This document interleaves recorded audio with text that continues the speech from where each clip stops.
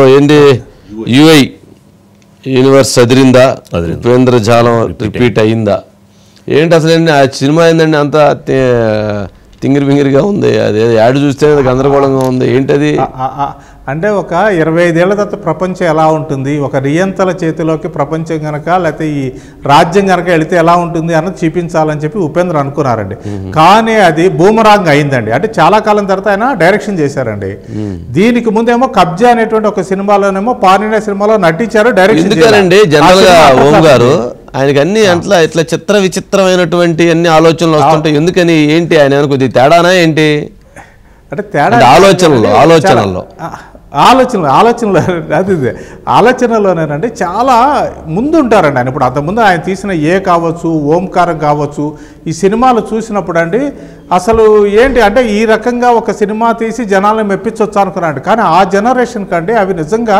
ఒక spell bound అయింది shocking movies అండి అవి కాబట్టి ఇప్పటికీ ఆయన తలుచుకుంటున్నారండి కానీ ఆ తర్వాత కూడా అలాంటి ప్రయోగాలు కొన్ని చేశారండి కానీ వాటికి తగినంత ఆదరణ రాకపోయేసరికి ఆయన ఎందుకు వచ్చింది మనం కేవలం నటిద్దాము సినిమాలో డైరెక్షన్ జోలి పోవద్దు అనుకున్నారు కానీ ఏదో ఉంటుంది కదండి ఆ సినిమా డైరెక్ట్ చేయాలనేటువంటి ఒక లోపల ఉండేటువంటి ఆ కోరికను తీర్చుకోవడం కోసం ఈ రోజున యూఐ అనే సినిమా తీశారు కానీ రిపోర్ట్స్ అయితే మాత్రం చాలా దారుణంగా వస్తున్నాయండి అంటే ఈ సినిమా అసలు ఎలా తీశారు దాన్ని అర్థం చేసుకోవాలంటేనే ఒక పిహెచ్డి గ్రంథం చదవాల్సిన పరిస్థితి లేకపోతే ఒక పిహెచ్డి చేసి ఉండాలేమో అన్నట్టుగా ఉందండి అంటే ఆయన థాట్స్ని ఈ జనరేషన్ అందుకోలేకపోతుందా లేకపోతే ఆయన ఏదో చెప్పాలనుకుని చెప్పలేక ఆ విషయంలో ఫెయిల్ అయ్యారా అని అనిపిస్తుంది ఒక రకంగా నటుడిగా అంతకుముందు కబ్జాతో ఫెయిల్ అయిన ఆయన ఈరోజు దర్శకుడిగా కూడా ఫెయిల్ అయ్యారు కానీ తెలుగులోనండి ఉపేంద్ర చేస్తానంటే మంచి క్యారెక్టర్ వచ్చే ఆస్కారం ఉందండి ఆయన నటుడిగా కంటిన్యూ అయితే బెటర్ అనిపిస్తుంటుందండి ఓకే జేబులు కాలిపోయినాయి అయితే అంతేనండి అంటే నిర్మాతలు వాడి పాపం ఈ సినిమాకి ఆయన కాదు ప్రొడ్యూసర్ లహరి ఆడియోస్ వాళ్ళు ప్రొడ్యూసర్స్ వాళ్ళేదో జరిగిపోయింది అంతే అంతే అందుకని నిర్మాతగా కాకుండా లేకపోతే డైరెక్టర్గా కాకుండా ఆయన హ్యాపీగా సినిమాలు చేసుకుంటే